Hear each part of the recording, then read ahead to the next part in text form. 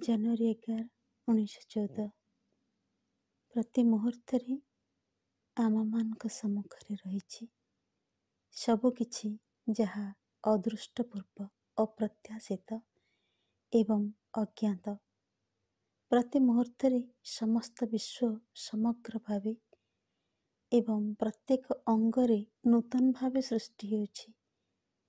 ଏବଂ ଯଦି ଆମମାନଙ୍କର ଯଥାର୍ଥ ଜୀବନ୍ତ ବିଶ୍ୱାସ ଥାନ୍ତା, ତୋର ସର୍ବଶକ୍ତିମତା ଓ ଅଦ୍ୱିତୀୟ ସତ୍ତାରେ ପୂର୍ଣ୍ଣ ନିଶ୍ଚୟବୋଧ ଥାନ୍ତା, ତାହେଲେ ପ୍ରତି ମୁହୂର୍ତ୍ତରେ ତୋର ପ୍ରକାଶ ଏତେ ସୁସ୍ପଷ୍ଟ ହୁଅନ୍ତା ଯେ ସମଗ୍ର ବିଶ୍ୱ ତଦ୍ୱାରା ରୂପାନ୍ତରିତ ହୁଅନ୍ତା।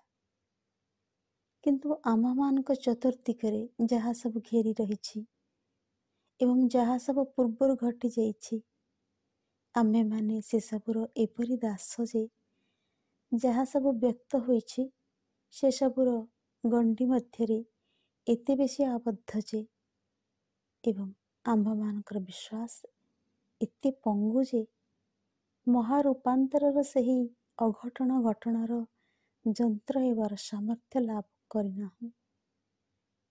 ତାହେଲେ ବି ହେ ପ୍ରଭୁ, ମୁଁ ଜାଣେ ଯେ ସେହି ଦିନ ନିଶ୍ଚୟ ଆସିବ। ମୁଁ ଜାଣେ ଯେ ଏପରି ଦିନ ଆସିବ ଯେତେବେଳେ ଆମମାନଙ୍କ ପାଖକୁ ଯେଉଁମାନେ ଆସିବେ ସେମାନଙ୍କୁ ତୁ ରୂପାନ୍ତରିତ କରିବୁ, ଏପରି ଆମୂଳ ରୂପାନ୍ତରିତ କରିବୁ ଯେ ଅତୀତର ସକଳ ବନ୍ଧନରୁ ସେମାନେ ମୁକ୍ତ ହୋଇ ତୋ ମଧ୍ୟରେ ସମ୍ପୂର୍ଣ୍ଣ ନୂତନ ଜୀବନଯାପନ କରିବାକୁ ଆରମ୍ଭ କରିବେ। ସେହି ଜୀବନ କେବଳ ତୋତେ ନେଇ ଗଠିତ ହେବ। ତୁ ହିଁ ହେବୁ ତାର ଏକଛତ୍ର ଅଧୀଶ୍ୱର।